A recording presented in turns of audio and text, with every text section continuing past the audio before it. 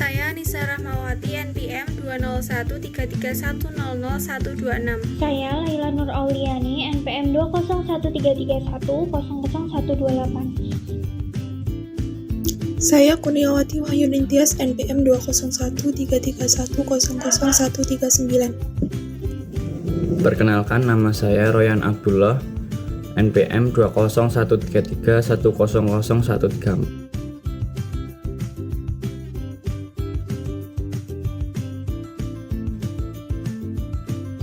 Oke, materi yang pertama adalah pertumbuhan ekonomi. Pertumbuhan ekonomi adalah proses perubahan kondisi perekonomian suatu negara secara berkesinambungan menuju keadaan yang lebih baik selama periode tertentu. Pertumbuhan ekonomi dapat diartikan juga sebagai proses kenaikan kapasitas produksi suatu perekonomian yang diwujudkan dalam bentuk kenaikan pendapatan nasional. Adanya pertumbuhan ekonomi merupakan indikasi keberhasilan pembangunan ekonomi. Pertumbuhan ekonomi suatu negara dapat diukur dengan cara membandingkan, misalnya untuk ukuran nasional, Gross National Product atau GNP tahun yang sedang berjalan dengan tahun sebelumnya. Faktor-faktor yang mempengaruhi pertumbuhan ekonomi adalah: yang pertama, faktor sumber daya manusia atau SDM. Karena cepat lambatnya proses pembangunan tergantung kepada sejauh mana sumber daya manusianya selaku subjek pembangunan memiliki kompetisi yang memadai untuk melaksanakan proses pembangunan dengan membangun infrastruktur di daerah-daerah. Lalu yang kedua, faktor sumber daya alam atau SDA. Karena sebagian besar negara berkembang bertumpu kepada sumber daya alam dalam melaksanakan proses pembangunannya. Lalu yang ketiga ada faktor ilmu pengetahuan dan teknologi. Perkembangan ilmu pengetahuan dan teknologi yang semakin pesat mendorong adanya percepatan proses pembangunan. Pergantian pola kerja yang semula menggunakan tangan manusia digantikan oleh mesin-mesin canggih yang berdampak kepada aspek efisiensi, kualitas, dan kuantitas serangkaian aktivitas pembangunan ekonomi yang dilakukan dan pada akhirnya berakibat pada percepatan laju pertumbuhan perekonomian. Lalu yang keempat ada faktor budaya. Faktor budaya memberikan dampak tersendiri terhadap pembangkit atau pendorong proses pembangunan, tetapi dapat juga menjadi penghambat pembangunan. Budaya yang dapat mendorong pembangunan diantaranya sikap kerja keras dan kerja cerdas, jujur, ulet, dan sebagainya. Adapun budaya yang menghambat proses pembangunan diantaranya sikap anarkis, egois, boros, KKN, dan sebagainya. Lalu yang terakhir ada sumber daya modal. Sumber daya modal dibutuhkan manusia untuk mengolah sumber daya alam dan meningkatkan kualitas ilmu pengetahuan. Pertumbuhan ekonomi. Pertama, konsep dan cara penghitungan. Pertumbuhan ekonomi yang tinggi dan berkelanjutan merupakan kondisi utama atau suatu keharusan bagi kelangsungan pembangunan ekonomi dan peningkatan kesejahteraan. Selain dari sisi permintaan konsumsi, sisi penawaran, pertumbuhan penduduk juga membutuhkan sumber pendapatan. Dalam pertumbuhan ekonomi makro, pertumbuhan ekonomi adalah pendapatan PDB yang berarti peningkatan pendapatan nasional atau PN.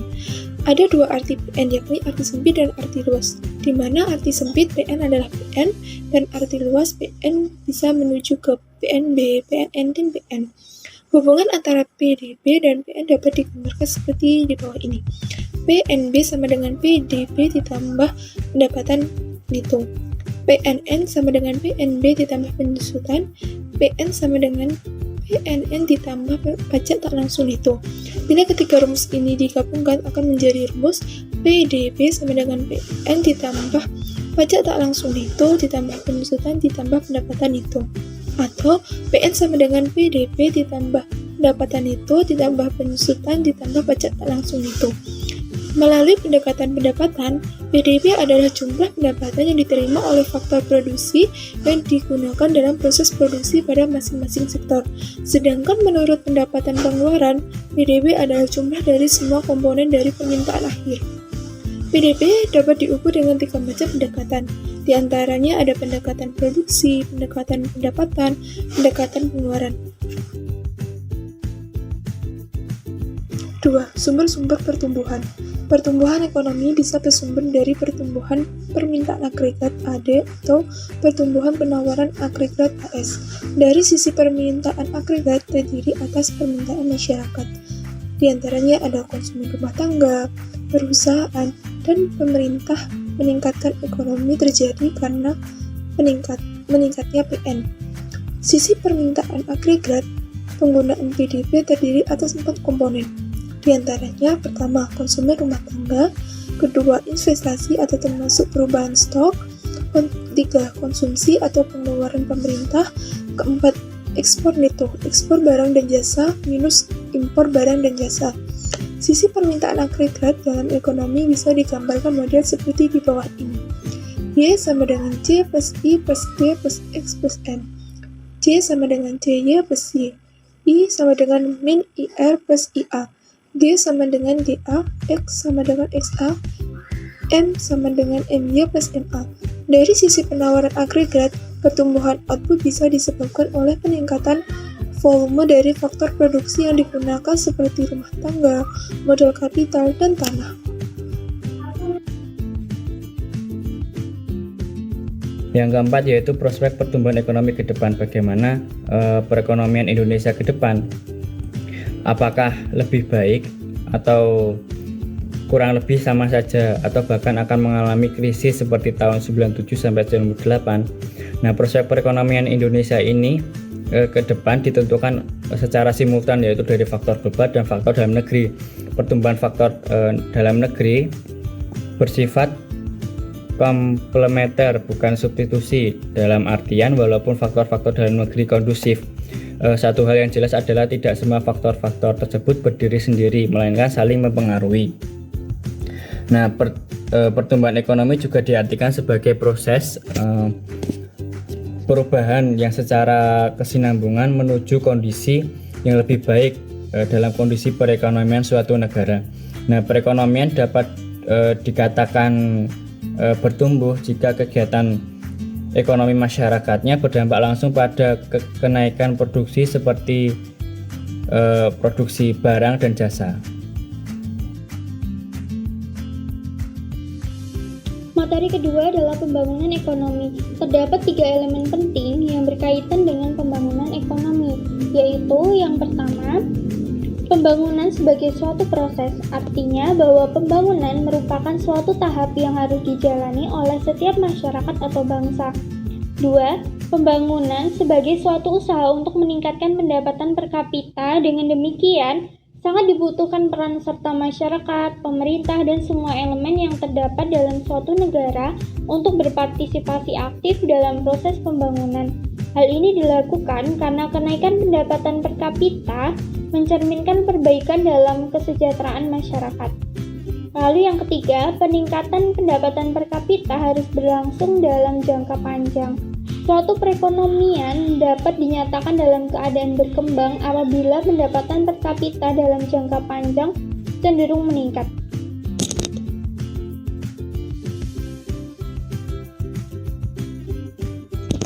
Perbedaan pertumbuhan ekonomi dengan pembangunan ekonomi.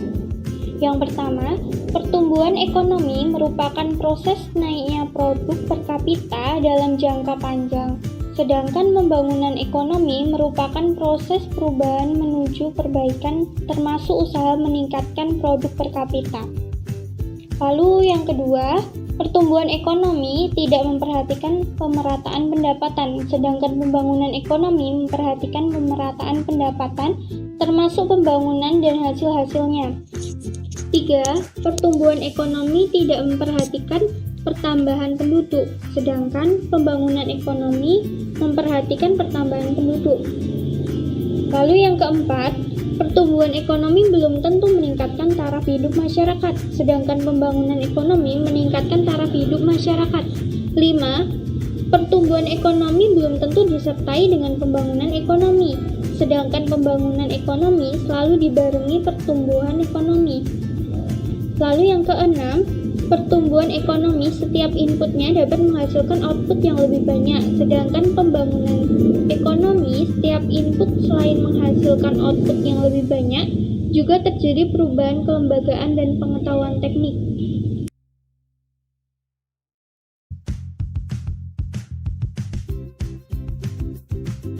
Yang B yaitu transformasi struktural. Perubahan struktur ekonomi disebut transformasi struktural.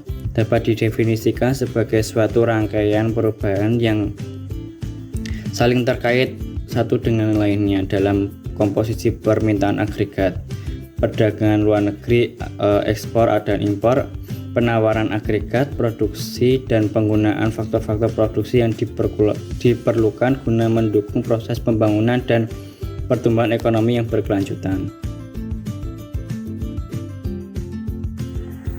Nah, perubahan struktur ekonomi dengan pertumbuhan PDB yang merupakan total pertumbuhan nilai tambah bruto NTB dari semua sektor ekonomi dengan memakai persamaan PDB sama dengan NTBI ditambah NTBP. Dimisalkan di suatu ekonomi hanya ada dua sektor, yakni industri dan pertanian, dengan NTB masing-masing yakni NTBI dan NTBP yang membentuk PDB.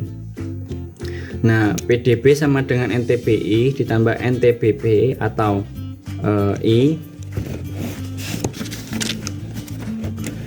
sama dengan ATI tambah ATP dikalikan dengan PDB. Nah, proses transformasi struktural akan mencapai tarafnya yang paling cepat bila pergeseran pola permintaan domestik ke arah output industri manufaktur diperkuat oleh perubahan yang serupa dalam komposisi perdagangan luar negeri atau ekspor sebagaimana yang terjadi di kelompok negara-negara industri baru. Dalam model transformasi struktural antar pertumbuhan output di sektor industri manufaktur pada perubahan permintaan domestik ke arah output industri dan pola perdagangan dalam negeri, dimisalkan YI sama dengan DI ditambah X min M1 MI ditambah sigma J dikalikan YIJ, yang mana YI jumlah output bruto dari industri manufaktur, DI permintaan domestik terhadap produk akhir konsumsi plus investasi dari industri manufaktur, XI dikurangi dengan MI itu volume perdagangan neto, ekspor minus impor produksi kompetitif, yang sigma J kali YIJ sama dengan sigma J AIJ YJ adalah pengeluaran produk industri manufaktur sebagai barang antara oleh sektor J. A sama dengan koefisien input output yang diasumsikan bervariasi sehubungan dengan variasi tingkat pendapatan per kapitanya. Sumber-sumber penyebab transformasi yang itu pertama adalah kondisi dan struktur awal ekonomi dalam negeri yang berbasis ekonomi.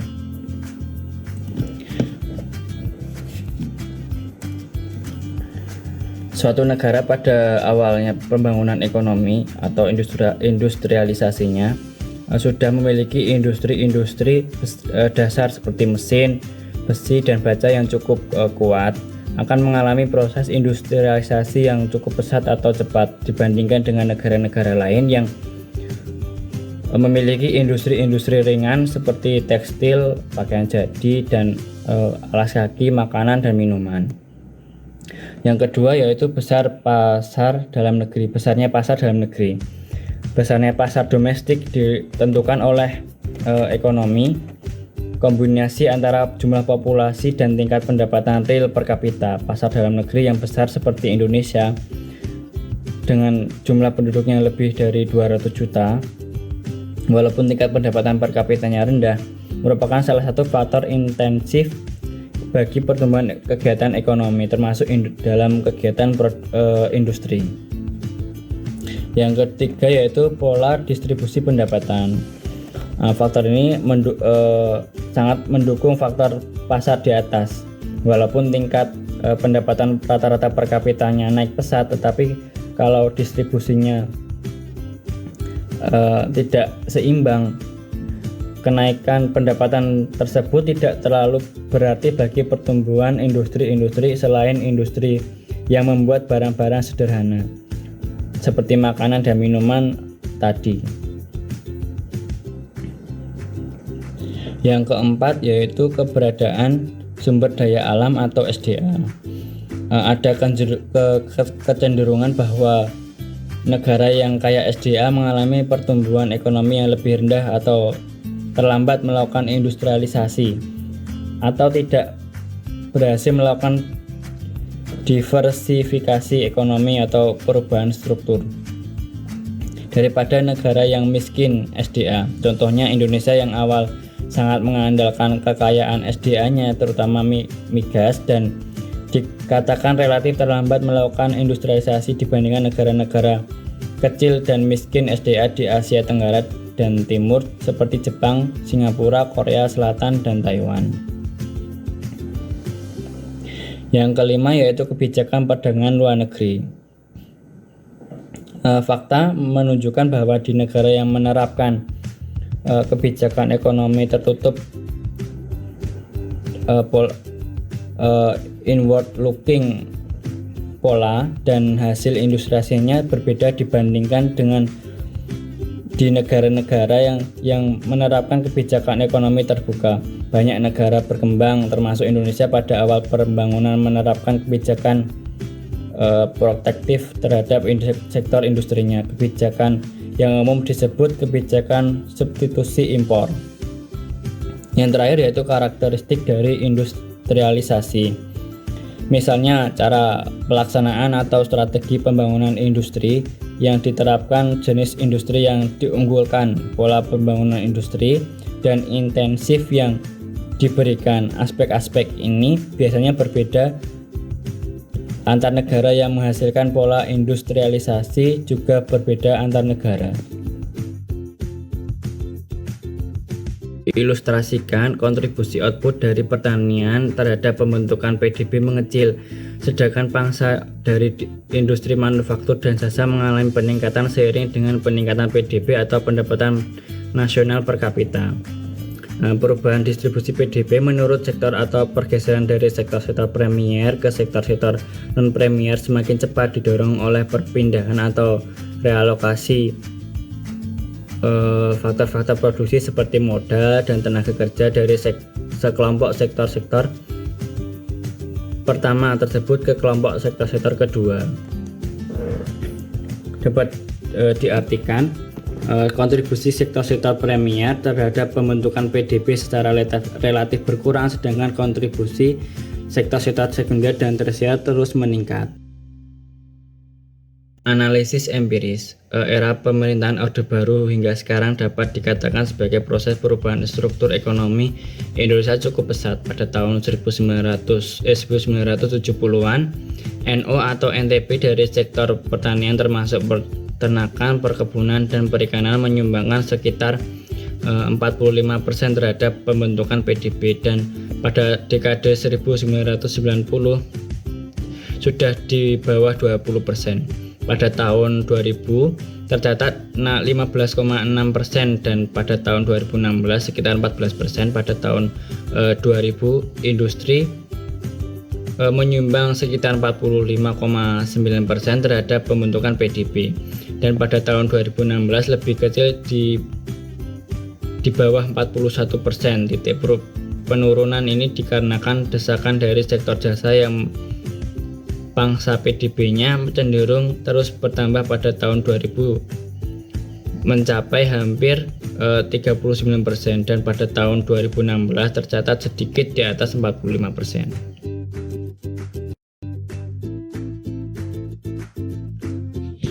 B. Transformasi pertanian. Pertumbuhan ekonomi yang terjadi secara terus-menerus dapat menyebabkan terjadinya perubahan dalam struktur perekonomian wilayah. Transformasi struktural berarti suatu proses perubahan struktur ekonomian dari sektor pertanian ke sektor industri atau jasa, di mana masing-masing sektor akan mengalami proses transformasi yang berbeda-beda. Industrialisasi dan perdagangan luar negeri. Industrialisasi adalah suatu proses perubahan ekonomi yang mengubah sistem pencaharian masyarakat agraris menjadi masyarakat industri. Industrialisasi dalam hal ini dapat diartikan suatu kejadian di mana masyarakat berfokus pada ekonomi yang meliputi pekerjaan, gaji, dan penghasilan yang semakin tinggi, yang berarti industrialisasi merupakan bagian proses modernisasi di mana perubahan sosial dan perkembangan ekonomi yang erat hubungannya dengan inovasi dan teknologi.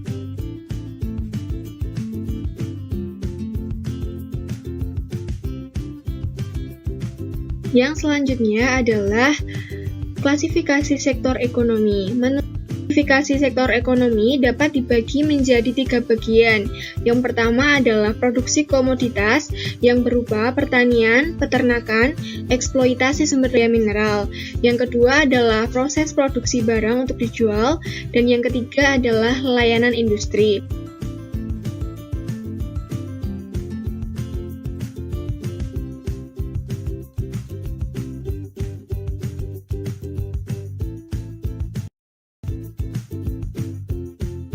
Adalah dampak sosial dan lingkungan dari industrialisasi.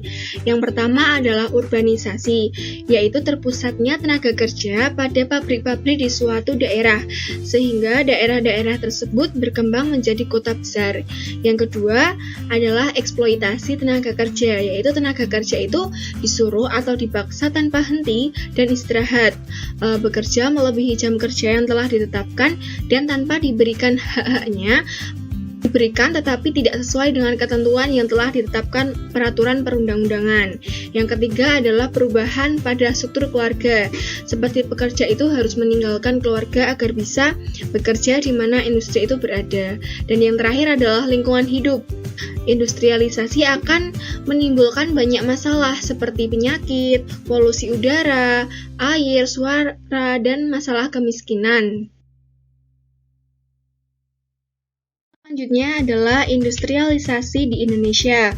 Industrialisasi di Indonesia itu semakin menurun sejak krisis ekonomi tahun 1998. Kemunduran ini bukan berarti Indonesia tidak memiliki modal untuk melakukan investasi industri dalam negeri, tetapi lebih kepada penyerapan barang hasil industri dalam negeri. Faktor-faktor industrialisasi di Indonesia dibagi menjadi 2, yaitu faktor pembangkit dan faktor penghambat.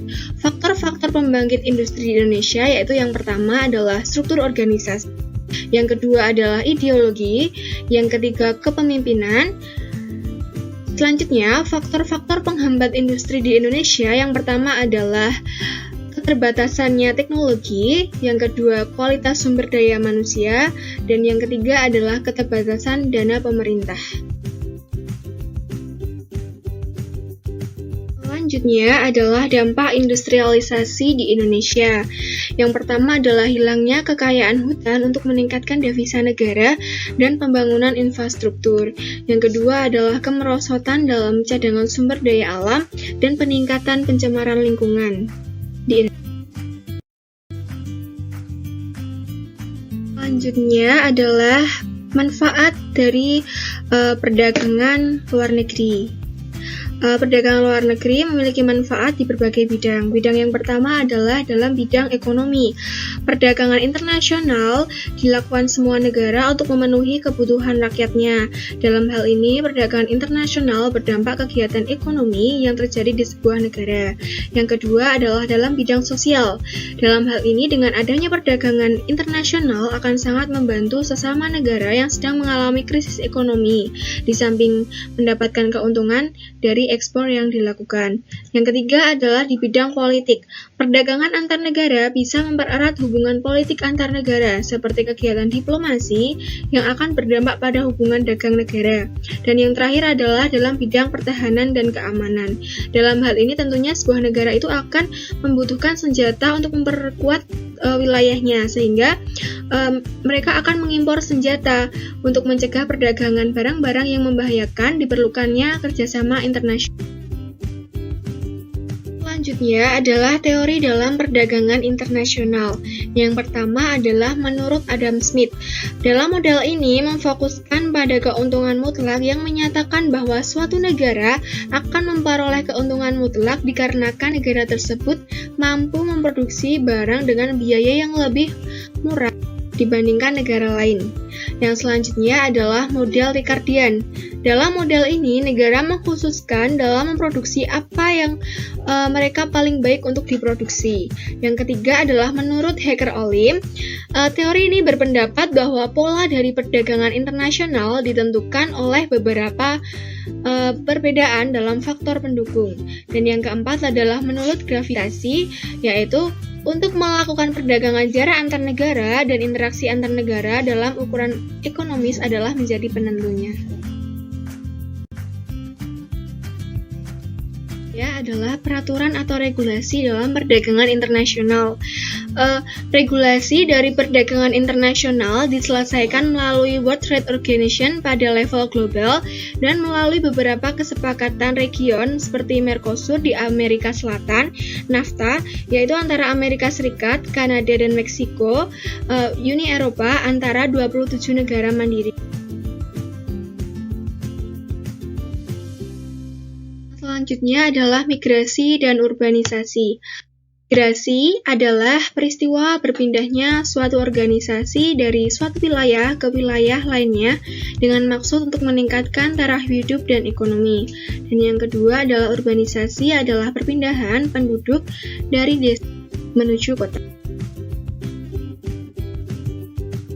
Adalah faktor penyebab terjadinya migrasi dan urbanisasi.